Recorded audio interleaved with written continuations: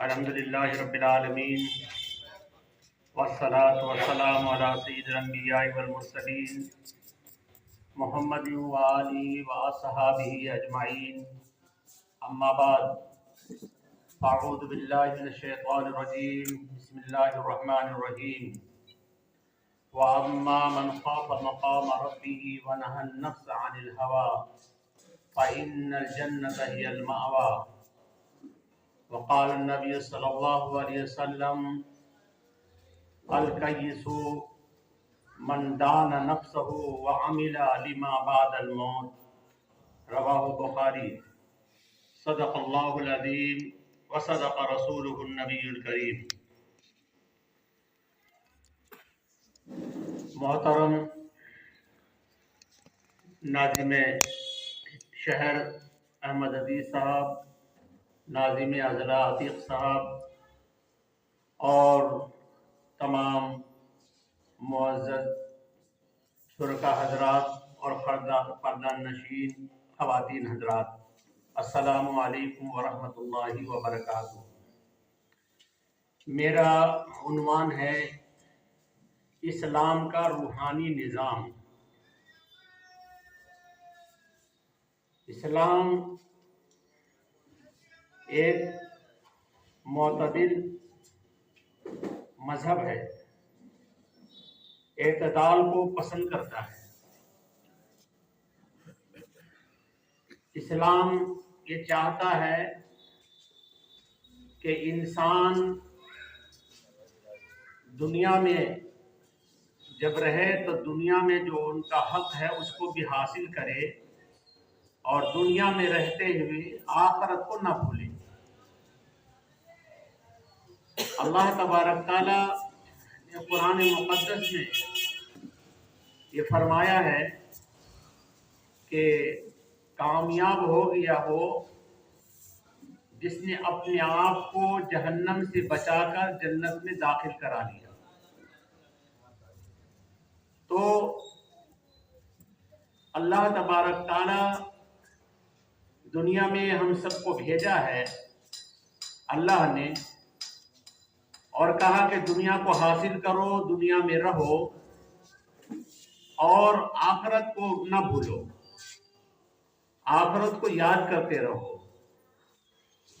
اصل میں ہوا یہ کہ دنیا میں کچھ لوگوں نے یہ سمجھ لیا تھا، دوسرے مذہب کے لوگوں نے، کہ اللہ کو خوش کرنے کا طریقہ یہ ہے کہ صرف اللہ ہی کی عبادت کی جائے، اور ہمارے اسلام میں بھی کچھ لوگوں نے یہ سمجھ لیا کہ اللہ کو اگر خوش کرنا ہے تو دنیا سے کٹ کر کے صرف اللہ ہی کی عبادت کی جائے تو اللہ تبارک تعالیٰ خوش ہوگا۔ جبکہ قرآن اور حدیث اور ہمارے نبی صلی اللہ علیہ وسلم کی سیرت سے ہمیں یہ پتہ چلتا ہے کہ نہیں، ایسا نہیں۔ انسان دنیا میں رہے، اپنے گھر میں رہے، معاشرے میں رہے، اور پھر اللہ کے حکم کے مطابق زندگی گزارے، دنیا کو بھی نہ چھوڑے اور آخرت کا بھی خیال کرے۔ وہ انسان اچھا ہوتا ہے، اللہ کا محبوب ہوتا ہے۔ کچھ دھرموں میں کچھ لوگوں نے یہ کیا کہ رہبانیت اختیار کر لیا، اور جنگلوں میں جا کر کے، پہاڑوں میں جا کر کے، اور عجیب عجیب طریقے سے اپنے آپ کو پاک کرنے کی کوشش کی۔ کسی نے ہاتھ کو اٹھایا تو سالوں تک ہاتھ اٹھائے رکھا، کوئی کھڑا ہے تو کھڑے رہا، کسی نے دھوپ میں اپنے آپ کو ڈال دیا اور وہ برسوں تک اسی میں پڑے رہے۔ اسلام یہ نہیں سکھاتا ہے۔ اسلام یہ سکھاتا ہے کہ تم کھاؤ بھی، سو بھی، اور دنیاوی جو ضروریات ہے اس کو حاصل بھی کرو، اللہ کو بھی نہ بھولو۔ اس سلسلے میں سیرت سے اور قرآن سے، حدیث سے بہت ساری باتیں ملتی ہیں۔ اللہ تبارک تعالیٰ نے فرمایا وَأَمَّا مَنْ خَافَ مَقَامَ رَبِّهِ وَنَهَى النَّفْسَ عَنِ الْهَوَىٰ فَإِنَّ الْجَنَّةَ هِيَ الْمَأْوَىٰ، کہ جو شخص اپنے رب کے سامنے کھڑے ہونے سے ڈرا اور اپنے نفس کو خواہشات سے روکے رکھا اس کا ٹھکانہ جنت ہے۔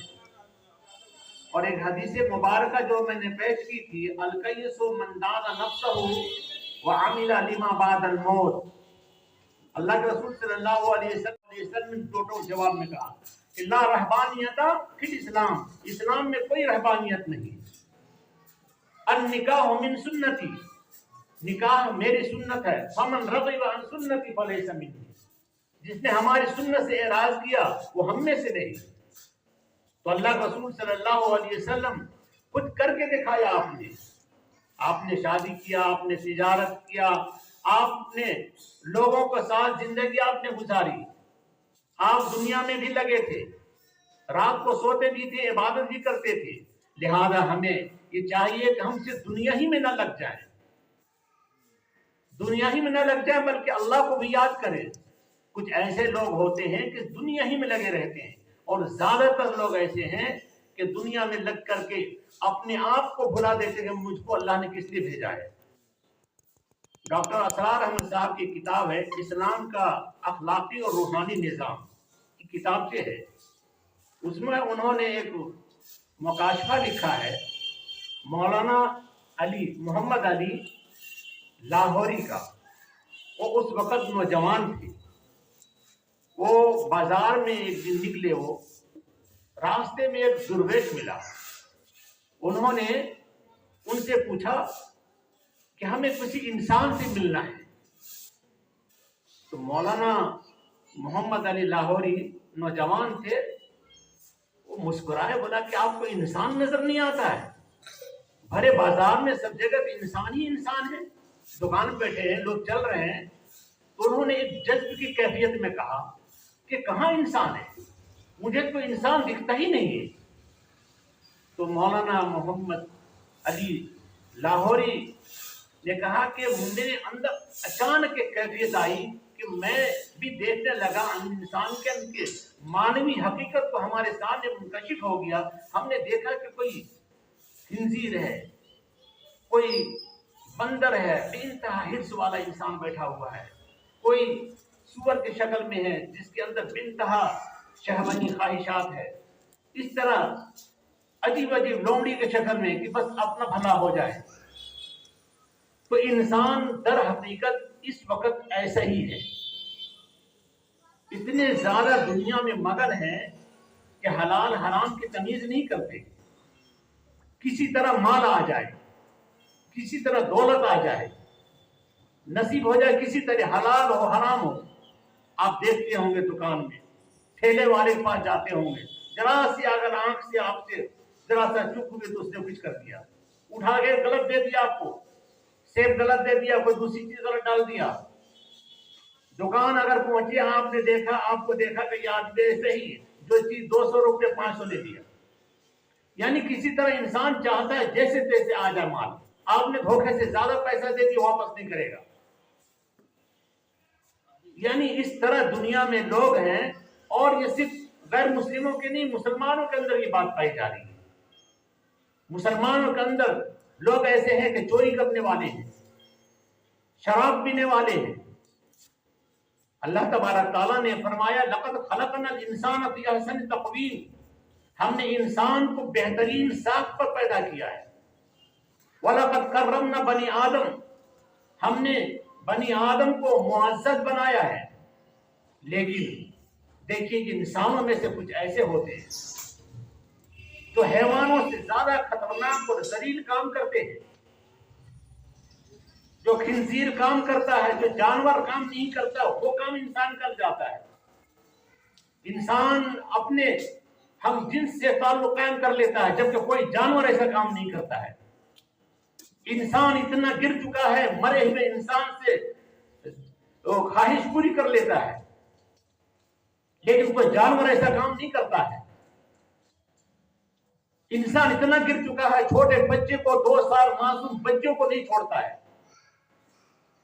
جس کو اللہ نے فرمایا شفیع المخلوقات میں سے ہے یہ لقد خلقنا فی احسن تقویم۔ انسان جب اپنے حقیقت سے گر جاتا ہے تو ایسے ایسی ایسی حرکتیں کرنے لگتا ہے جو یہاں بیان کرنا ممکن نہیں، زبان سے وہ بات نہیں نکالی جا سکتی ہے. جو جانور سے گئے گزرے وہ کام نہیں کرتے. اللہ نے فرمایا اولئک کالانعام بل ھم اضل، یہ جانور ہیں بلکہ جانوروں سے بدتر ہیں، ایسے کام کرتے ہیں. اللہ تبارک تعالیٰ نے انسان کو اشرف المخلوقات بنایا ہے، امت وسط بنایا ہے اور اختیار دے دیا ہے. اسے تو وہ کام کرنا چاہیے جو اللہ تبارک تعالیٰ کے حکم کے مطابق وہ اللہ تبارک تعالیٰ کا کچھ ہو. انسان کے اندر حیوانیت بہیمیت بھی ہے اور ملکیت بھی ہے. انسان کے اندر ملکیت بھی ہے، بہیمیت بھی ہے. جب انسان کا جسم در حقیقت ایک مرکب کی طرح ہے، یعنی جس پر انسان سوار ہے، انسان کے اندر روح ہے، وہ اگر اس کو انسان اپنے نفس کو قابو کر لے، انسان اگر اپنے نفس امارہ کو قابو کر لے تو انسان کامیاب ہے. اور کہیں نفس اگر انسان کو قابو کر لے تو اس گھوڑے کی طرح ہے جو راکب سوار ہوتا ہے گھوڑے پر. اگر گھوڑا منہ ہے، گھوڑا پر قابو نہیں پا رہا ہے شخص، تو گھوڑا اسے لے جا کر کہیں پٹک دے، کہیں گڈھے میں گرا دے.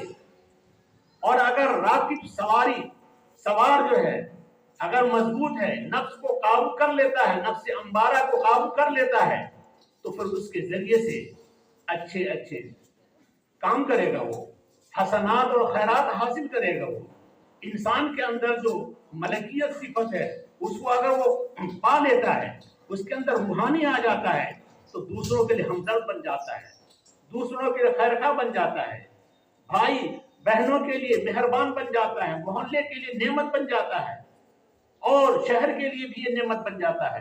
لیکن جب انسان